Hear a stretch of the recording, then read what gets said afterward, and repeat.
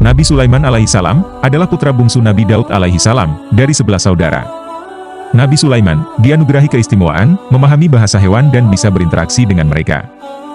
Selain itu, Nabi Sulaiman juga diamanahkan kekuasaan, kerajaan yang amat besar dan megah. Beliau diutus Allah kepada Bani Israel. Pada masa kepemimpinan Nabi Sulaimanlah, Bani Israel mencapai puncak kejayaannya.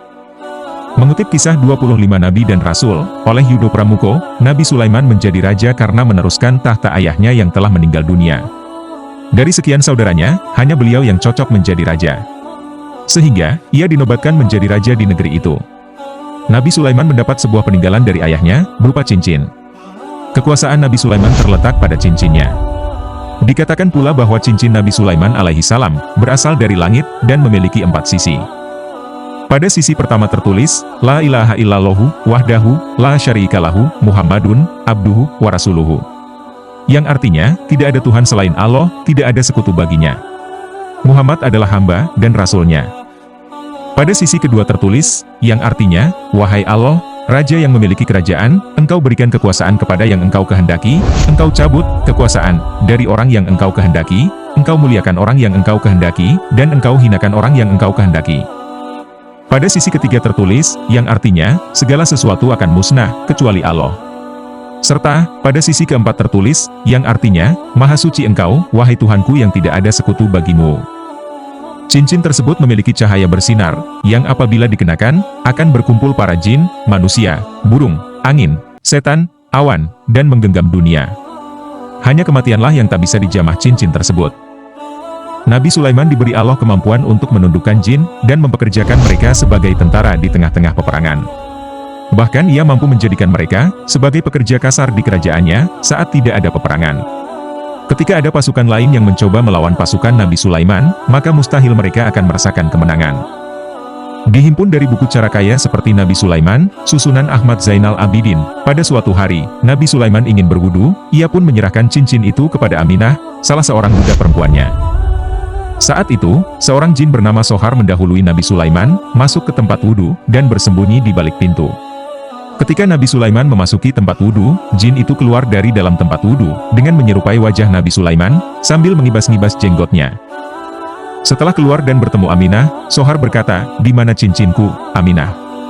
Ia pun tak mempunyai kecurigaan apa-apa, dan yakin bahwa itu adalah Nabi Sulaiman. Sehingga, ia menyerahkan cincin itu kepada Sohar.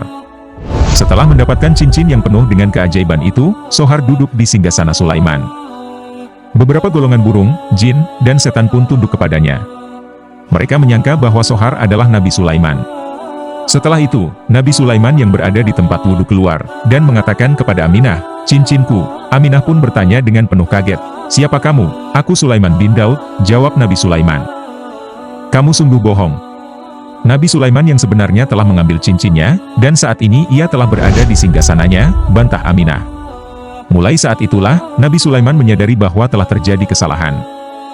Setelah itu, Nabi Sulaiman pun berlari ke padang tandus hingga rasa lapar dan dahaga menghampirinya. Dalam beberapa kisah banyak diceritakan bahwa dalam kondisi tersebut, Nabi Sulaiman terkadang meminta kepada orang-orang untuk memberikan sebungkus makanan. "Aku Sulaiman bin Daud." Itulah kata-kata yang kerap dilontarkan Nabi Sulaiman. Namun, tidak ada yang mempercayai ucapan beliau. Setelah cukup lama mengembara, sampailah Sulaiman di tepi pantai. Di sana, ia menyaksikan sekelompok nelayan. Ia menghampiri dan bekerja bersama mereka sebagai seorang nelayan. Singkat cerita, sepupu Nabi bernama Ashif bin Barhia berkata, "Wahai orang-orang Bani Israel, sesungguhnya cincin Sulaiman telah dicuri oleh setan. Dan sesungguhnya, Sulaiman telah pergi dengan ketakutan di wajahnya." Saat jin Sohar yang duduk di singgasana mendengar perkataan itu, ia pun pergi menuju lautan dengan perasaan takut, dan membuang cincinnya. Ia takut kalau Nabi Sulaiman benar-benar tahu bahwa ia adalah pencurinya. Cincin yang dibuang karena ketakutan itu ternyata dimakan oleh ikan salmon. Atas kehendak Allah yang Maha Kuasa, ternyata ikan itu dikembalikan kepada Nabi Sulaiman, yang saat itu menjadi nelayan. Ketika Nabi Sulaiman menyembelih perut ikan, ia mendapati cincinnya berada di dalamnya. Dengan penuh rasa gembira, Nabi Sulaiman memakai cincin itu di jarinya, kemudian bersujud syukur kepada Allah. Lalu, Nabi Sulaiman pun kembali ke singgasananya dan menjadi raja yang sangat disegani serta dikagumi.